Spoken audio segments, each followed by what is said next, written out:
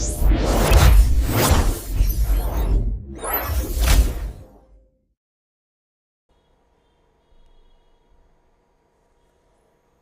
Friends. तो friends आज हम लोग पढ़ेंगे सेक्शन फॉर्मूला के बारे में। ठीक है फ्रेंड्स, इसमें सबसे पहले हम लोग केस पढ़ते हैं इंटरनल डिवीजन।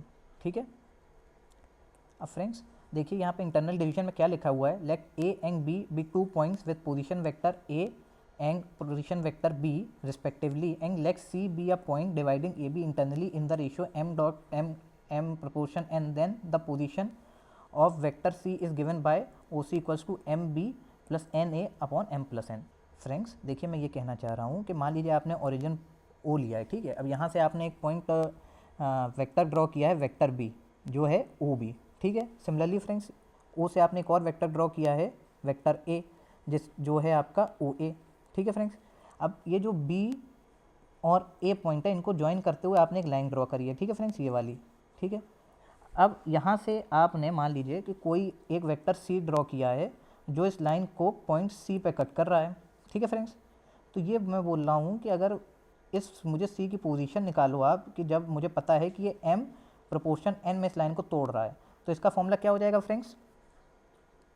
देखिए इसका ये हो जाएगा, जो ये है वो दूसरी वाली लाइन से मल्टीप्लाई होता है, और जो ये वाला वेक्टर होता है ये दूसरी वाले के से मल्टीप्लाई होता है। इस तरीके से आप याद कर सकते हैं। देखिए यहीं पे यहाँ पे लिखा हुआ है, आप ये ना कर दीजिएगा इन दोनों को मल्टीप्लाई कर दीजिएगा। मैं आपको ट्रिक समझा रहा हूँ याद करने का। तो कैसे करेंगे, M into B vector plus A into N vector.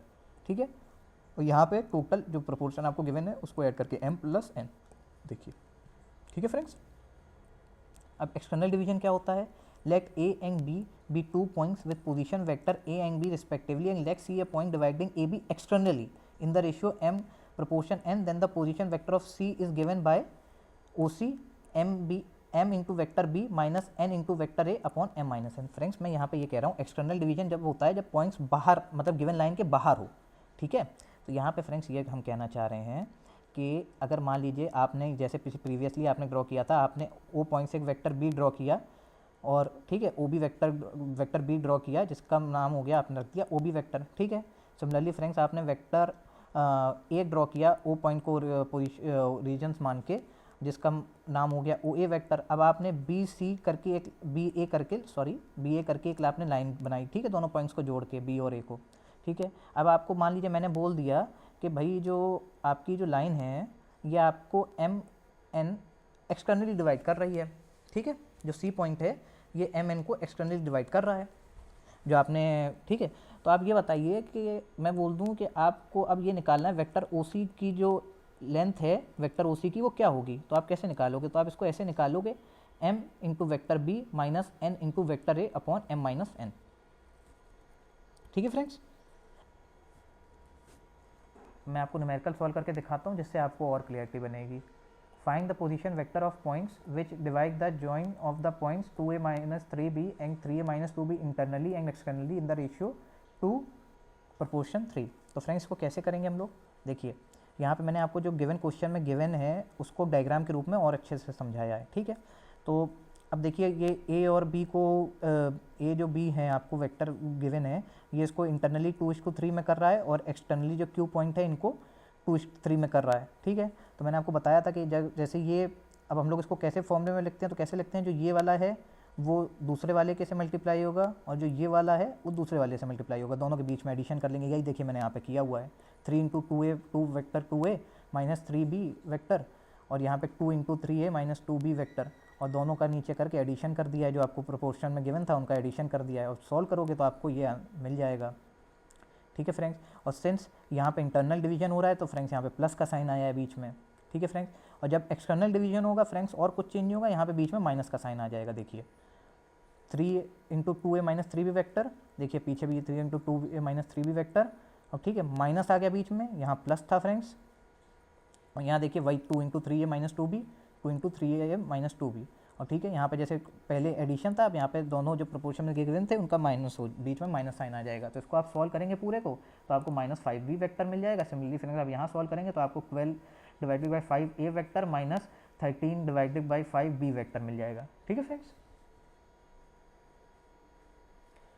Friends यहाँ पे हम लोग एक और क्वेश्चन सॉल्व करते हैं। If A and B are vector are the position vector of A and B respectively, find the position vector of a point C on B A produce such that B C equals to 1.5 B A.